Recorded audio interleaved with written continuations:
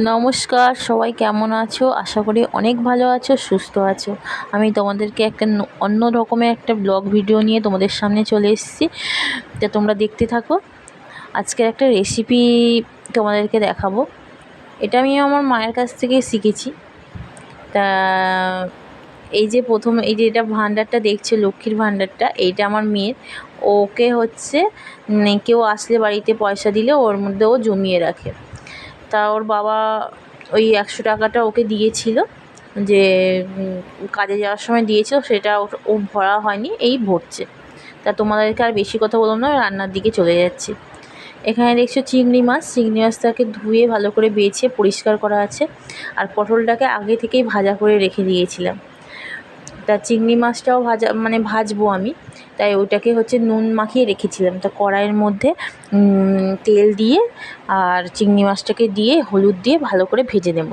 মানে অন্য দিন হয়তো কাঁচা মাছেরও রান্না করা যায়, কিন্তু এটা আমি ভেজে করব। চিংড়ি মাছ কাঁচাও খাওয়া যায় আর ভেজেও রান্না করা যায়, দুভাবে খাওয়া যায়।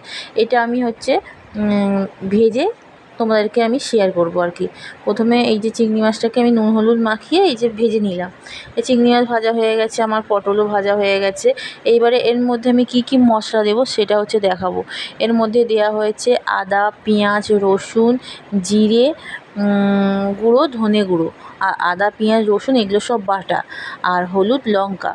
এইগুলো আমি জল দিয়ে ভালো করে মিক্সড করে নেব। মিক্সড করে নিয়ে এইবারে আমি ফোড়ন কিছুই দেবো না। এবারে কড়াইতে তেল হচ্ছে এই গরম করতে বসিয়ে দিয়েছি। এর মধ্যে এইবারে মশলাটাকে আমি ভালো করে কষিয়ে নেব। মাছ ভাজার তেলের মধ্যেই হচ্ছে রান্নাটা করছি। এবারে ওই যে মশলাটা আমি তোমাদেরকে দেখালাম, ওই মশলাটা তেলের মধ্যে দিয়ে ভালো করে মশলাটাকে ভালো করে কষিয়ে নিতে হবে। না ভালো করে না কষালে সেই আদা পেঁয়াজের যে একটা কাঁচা গন্ধ এটা থেকে যাবে, সেটা খেতে একটুও ভালো লাগবে না। আর সামান্য যে বাটি ধোয়া জলটা এটা আমি দিয়ে দিলাম রান্নাতে। এটা দিলে আরও স্বাদটা অনেক ভালো হয়, তাই হচ্ছে দিয়ে দিলাম। আর তেলটা একটু বেশিই লাগবে এই রান্নাটায়, তাই আমি তেলটা একটু বেশি দিয়েছি, তাই এই যে মশলার উপরে তেলটা ভাসছে। আর এখানে দিয়ে দেব নুন, স্বাদ মতন নুন দিয়ে দিলাম। কষানোর সময় নুনটা দিয়ে কষালে খুব ভালো হয়, তার জন্য আমি নুনটা দিয়ে দিলাম। দিয়ে এবারে ভালো করে এই রান্নাটাকে কষাতে হবে। তারপরে চিনিও দিয়ে দিলাম।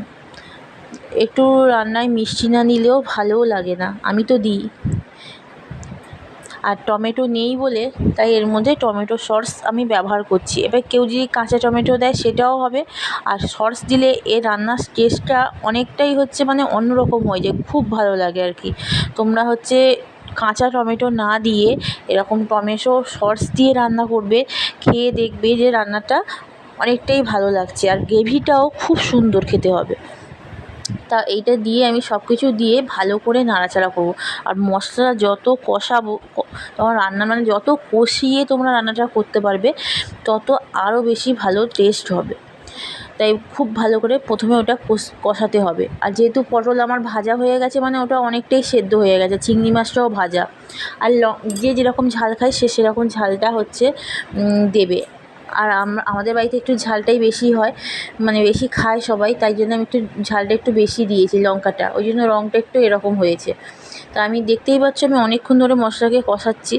কষিয়ে এইবারে ভাজা পটলগুলো ওই মশলাটার ওপরে দিয়ে দেবো। দিয়ে আমি হচ্ছে ভালো করে আবার কষাবো। এইটা একটু গ্রেভি থাকবে, এরমভাবে ভালো করে কষিয়ে নিতে হবে পটলটাকে। ভালো করে কষিয়ে নিয়ে তারপরে আমি হচ্ছে এর মধ্যে দেব চিংড়ি মাছ। এই যে চিংড়ি মাছগুলো দিয়ে দেবো। চিংড়ি মাছগুলো কেউ লাস্টে দিলেও হয়, কিন্তু চিংড়ি মাছগুলো এখন দিলে রান্নাটা খুব ভালো হয়। চিংড়ি মাছটাও ভালো করে গ্রেভির সঙ্গে মিশে গেল, ভালো করে কষানো হয়ে গেল, তাতে আরও বেশি স্বাদটা হবে। তাই চিংড়ি মাছটা প্রথমেই দিয়ে দিতে হবে এর মধ্যে। যেহেতু এইটা কম সেদ্ধ হবে রান্নাটা, তা খুব তাড়াতাড়ি সেদ্ধ হয়ে রান্নাটা হয়ে যাবে, তাই জন্য চিংড়ি মাছটা পটলের পরেই দিয়ে দিলে খুব ভালো হয়। এবারে ভালো করে ওর মধ্যে কষিয়ে একেবারে সেদ্ধ করে নিতে হবে। ভালো করে কষিয়ে তারপরে আমি এর মধ্যে জল দেব, যতটা পরিমাণ জল লাগে তাই হচ্ছে জল দেব, জল দিয়ে ভালো করে নাড়াচাড়া করে ওইটাকে আমি মানে ভালো করে নাড়াচাড়া করে ভালো করে সব কিছু মেশানো হয়ে গেছে। এবারে আমি জল দিয়ে খানিকক্ষণ ফুটতে দেবো এইটাকে, মানে সঙ্গে সঙ্গে তো ঢাকাটা দিলে জিনিসটা ভালো লাগবে না খেতে। ওই জন্য আমি হচ্ছে এরকম জলটা দিয়ে ভালো করে মিশিয়ে মশলাটা ভালো করে চিংড়ি মাছ এর মধ্যে ভালো করে মিশিয়ে এইবারে আমি মানে এটাও আমি যেহেতু উনুনে রান্না করছি তাই উনুনের জ্বালনটা বেশিটা দিয়ে আমি হচ্ছে ওটাকে ফুটতে দেবো, ফুটতে দিয়ে ওকে ঢাকা দিয়ে দেবো। খানিকক্ষণ ফোটার পর আমি ঢাকা দিয়ে দিলাম। ঢাকাটা খুলে আমি দেখবো এটা কীরকম মানে হয়েছে, জলটা কতটা মরে গেছে। রান্নার জলটা খুব মানে বেশি হচ্ছে আমি রাখবো না জলটা। এই যে ফাইনালি আমার রান্নাটা হয়ে গেছে, এরকম একটু মাখা মাখা এরকম টাইপের হচ্ছে হবে। কেউ যদি ঝোল খেতে চায় সেটা আরেকটু ঝোল রাখতে পারে, এরকম ফাইনালি হবে।